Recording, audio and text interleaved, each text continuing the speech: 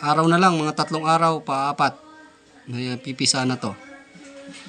So, yung itlog ng lawin, oh, yung medyo maliit.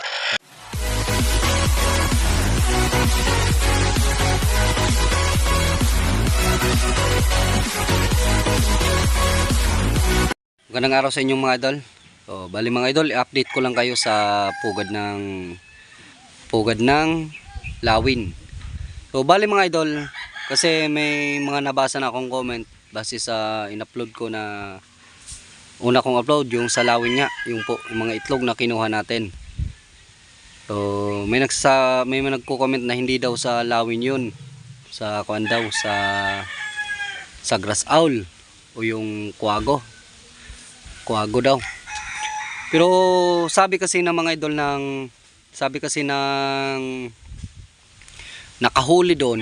nakahuli kasi nga may nag-contact lang sa akin dito na may nahuli daw na kuan doon na lawin. Tinanong ko kung lawin ba talaga yung nahuli nila, kasi nga hindi ko naabutan kasi nga nakawala yung lawin. Pinaglaruan kasi ng mga bata.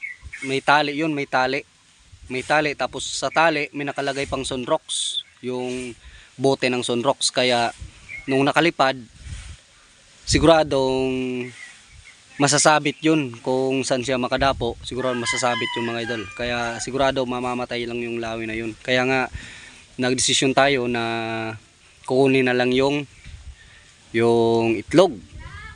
Yung kinuha ko nga yung itlog, malamig na yung itlog, wala nang naglilimlim. Sabi kasi ng iba, kuwago daw yun o grass owl. Pero nung tinanong ko no yung nakahuli, lawin talaga daw. Hindi naman daw kuwago yun, kasi alam naman nila yung kuwago, yung ingiw tawagin dito sa amin.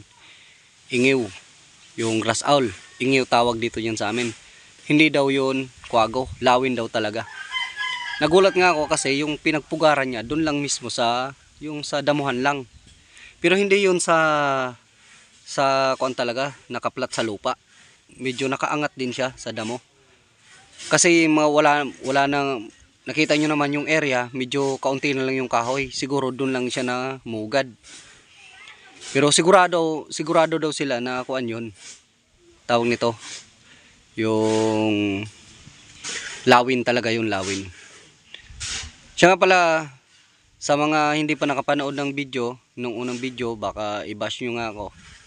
So, yun nga mga idol, kinuha natin yun kasi nga hindi na mababalikan yun ng inahin. Kasi nga sigurado mamamatay lang yung inahin nun. Kasi nga nung nakawala, may tali.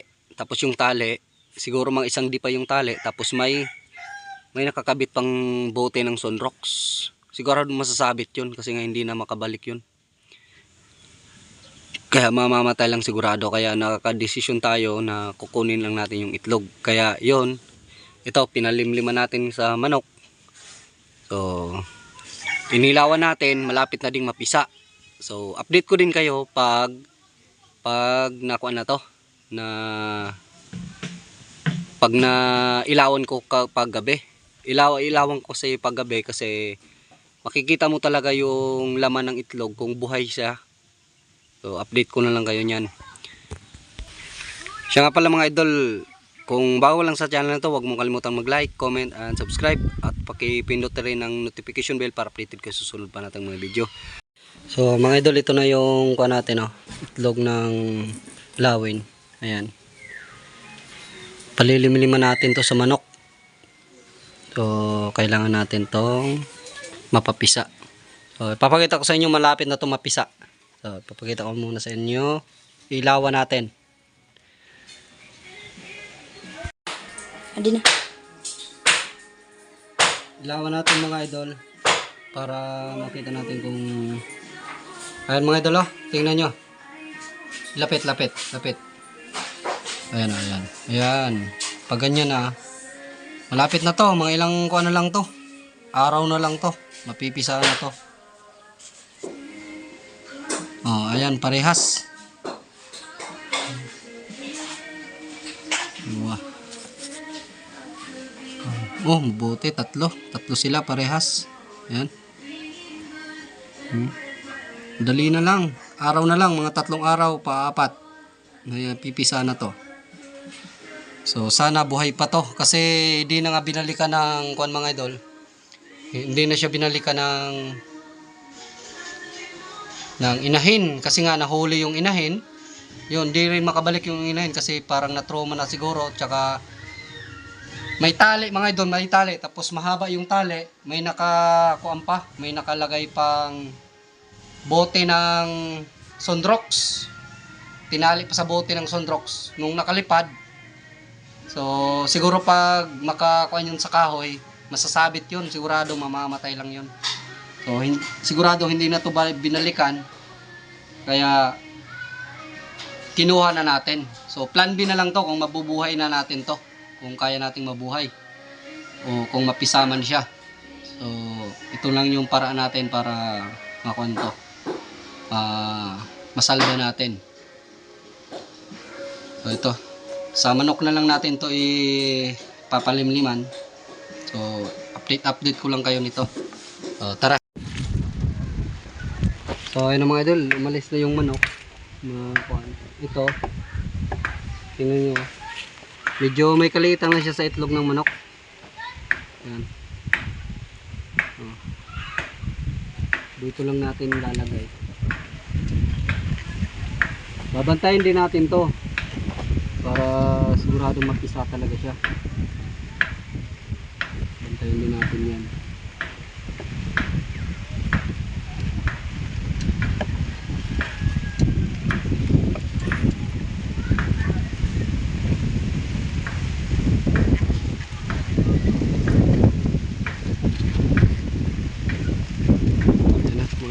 Ito, papakita ko sa inyo.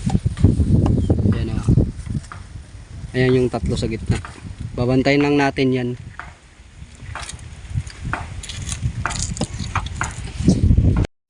So, ito na mga idol, yung manok na naglimlim sa kuha natin. Sa pugad ng sa itlog ng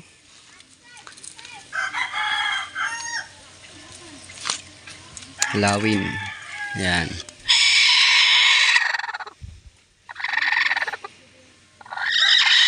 Ayan yung itlog ng lawin. Tingnan lang natin. Ayan yung itlog ng lawin. Yung medyo maliit. Tatlo yung tatlo. Lagay natin sa gitna para mas mainitan siya.